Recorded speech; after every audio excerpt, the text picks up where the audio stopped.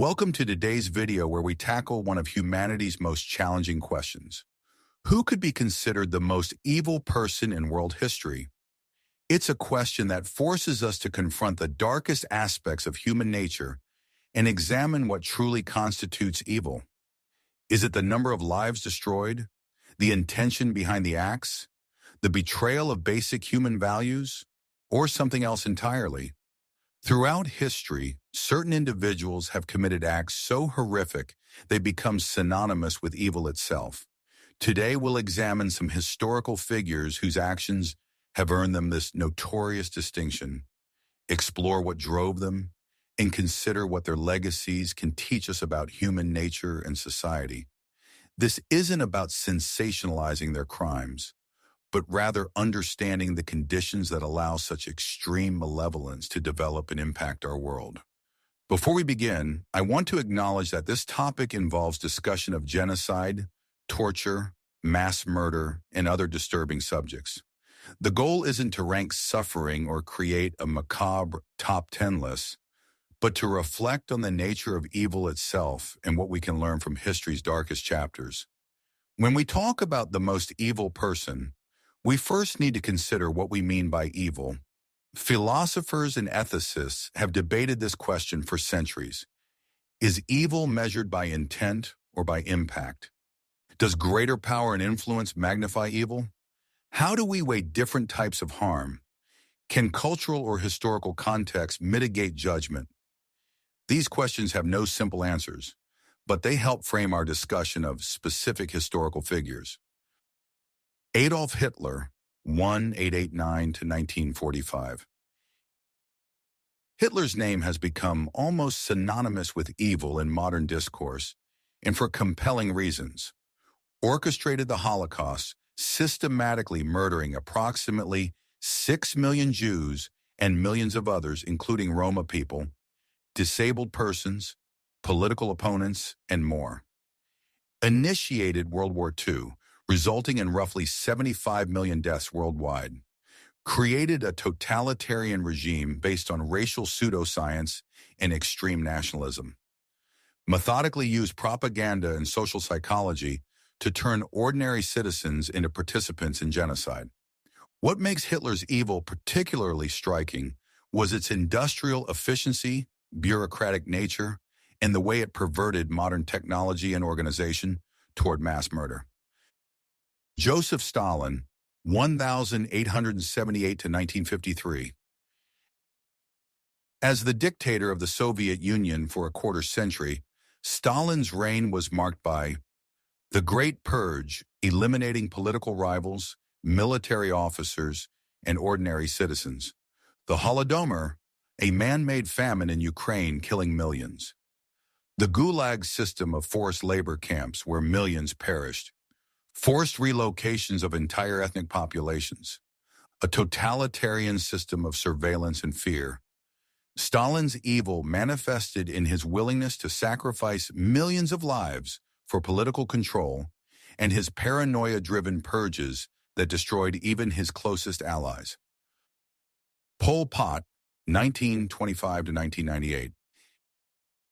In just 4 years leading the Khmer Rouge in Cambodia, Pol Pot emptied cities and forced the entire population into rural labor, murdered intellectuals, professionals, and anyone with education, created conditions leading to the deaths of approximately 25% of Cambodia's population, attempted to completely restructure society through extreme violence. His vision of agrarian revolution led to the killing fields, where individualism itself became punishable by death. Other figures frequently discussed in this context include Mao Zedong, whose great leap forward and cultural revolution led to tens of millions of deaths. Saddam Hussein, known for chemical attacks on civilians and systematic torture. Idi Amin, whose rule of Uganda featured mass killings and expulsions. Leopold II of Belgium, whose colonial exploitation of the Congo resulted in millions of deaths. What creates evil leaders? Several patterns emerge when studying history's most destructive figures, Nearly all perpetrators of mass atrocities first created frameworks that dehumanize their victims, whether through racial theories, Hitler, class-based persecution, Stalin, Pol Pot, religious or ethnic divisions, various genocides. Once a group is dehumanized, barriers to violence against them diminish. Research suggests certain psychological traits common among these figures: narcissistic personalities with little empathy, paranoia and perception of constant threats, black and white thinking that divides the world into allies and enemies, often, but not always, traumatic personal histories. No single person commits atrocities alone. Evil leaders require bureaucracies willing to implement harmful policies, ordinary citizens who become complicit through small, incremental steps, social systems that reward loyalty and punish dissent, cultural or historical contexts that make extreme ideologies seem acceptable. Hannah Arendt's famous concept of the banality of evil reminds us that many perpetrators of history's worst crimes weren't theatrical villains, but ordinary people following orders and advancing their careers within evil systems. While focusing on individuals, we must acknowledge that some of history's greatest evils were systemic: the transatlantic slave trade, colonialism and its atrocities, various genocides carried out by groups rather than single leaders, modern systems that perpetuate suffering on massive scales. These remind us that evil isn't always concentrated in a single person, but can be distributed through institutions and societies.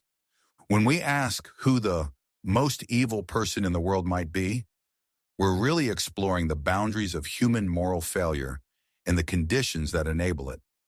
History's darkest figures share certain patterns.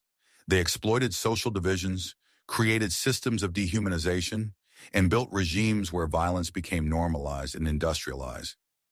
Perhaps the most important lesson isn't determining who tops this grim list, but understanding how ordinary people and societies can transform into perpetrators of extraordinary harm. By studying these historical examples, we develop greater awareness of the warning signs of emerging atrocities and the social responsibilities we all share in preventing them.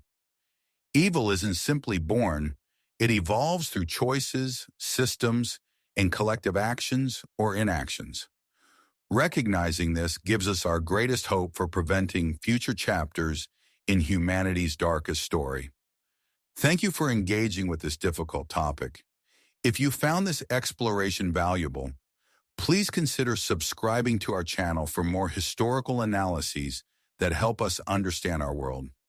Leave your thoughts in the comments below and let us know what other complex historical topics you'd like us to explore. Until next time.